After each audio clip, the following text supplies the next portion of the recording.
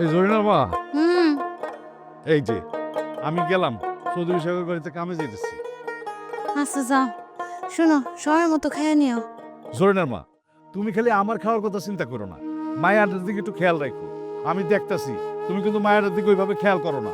এই যে আমার মাইয়াটা কাঁদতাছে, আমি কামে যাওয়ার সময় যদি দেখি মাইয়াটা কাঁদতাছে, তাহলে কি আমার ভালো লাগে কও?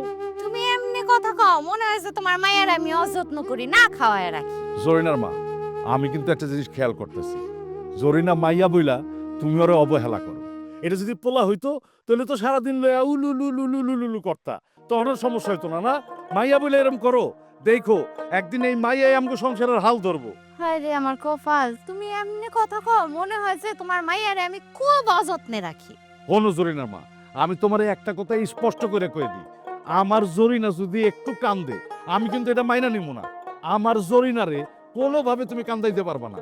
এই যে কামের দোহাই দিয়ে আমার জরিনারে কান্দাইবা, এটা কিন্তু হইব না। আমি তোমার মাইয়া কোলে লয়ে বয়ে থাকি, আর আমার ঘরের কাম, মানুষের বাড়ির কাম হেডি কে করবো শুনি? দরকার হইলে আমি চৌধুরী সাহেবের বাড়ির কাম শেষ করে আইয়া তোমার ঘরের সমস্ত কাম করে দেবো, তোমার কাপড় কাপড় ধুয়ে দেবো। কোনো অজুহাতে আমার জরিনারে তুমি কান্দাইতে পারবা না।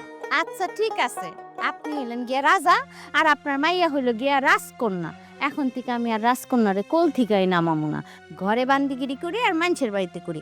আপনার রাজকন্যারে কোলে নিয়েই করব। এবার খুশি? বউ, তোমার এই হাসি মুখটা আর আমার মাইয়ার হাসি খুশি দেখলে আমার যে কি শান্তি লাগে। বুঝছি যে তোমার অনেক শান্তি লাগে। এইবার তাড়াতাড়ি কামে যাও, দেরি হয়ে গেলে চৌধুরী সাহেব আবার অশান্তি বাধায় দিব। একদম ঠিক কথা কইছো, আমি যাই গা।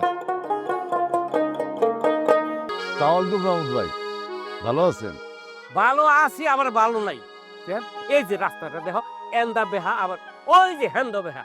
এই যে রাস্তাটা বেহা হইলো দয়ের মতো 3 বেহা। এটা কি মেম্বার পারতো না এন্দা সোজা করে দিতে? আপনি একটু খেয়াল করে দেন তো, আমগো আশেপাশের যে গ্রামগুলো আছে সেখানে কি আঁকা বাঁকা দয়ের মতো রাস্তা নাই? হ্যাঁ আছে, তাহলে সেই গ্রামে তো আর রাষ্ট্র মেম্বারই করে না, ওইখানে কেন রাস্তা দয়ের মতো বাঁকা কোন তো?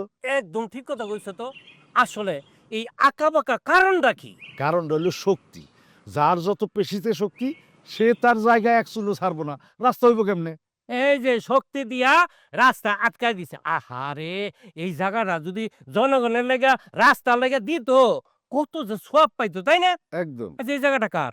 কুদ্দুস ভাইয়ের। হ্যাঁ, কুদ্দুসের তো বাড়ি আসই। হ্যাঁ, এখন এই ঘরটা করার কারণটা কি? এগুলো তো আমার সাথে আপনারাই ভালো জানেন, একটা থাকার পরেও আমার কেলা আরেকটা লাগে। ও বুঝছি, কুদ্দুস তাহলে চৌধুরী সাহেবের লোক, সারাক্ষণ দিয়ে চৌধুরী পিছে পিছে ঘুরে। এই চৌধুরী সাহেবের বলে বুদ্ধিতে এই কামটা করছে। আর রহমত ভাই, আমি এইসব ব্যাপারে কিছু জানি না, আমি চৌধুরী সাহেবের বাড়িতে কামলা খেটে খাই, আমি এত কিছু করতে জানি। আসসালামু আলাইকুম। করতে চৌধুরী পিছে পিছে তুমিও ঘুরো, এটা বালা করে জানি।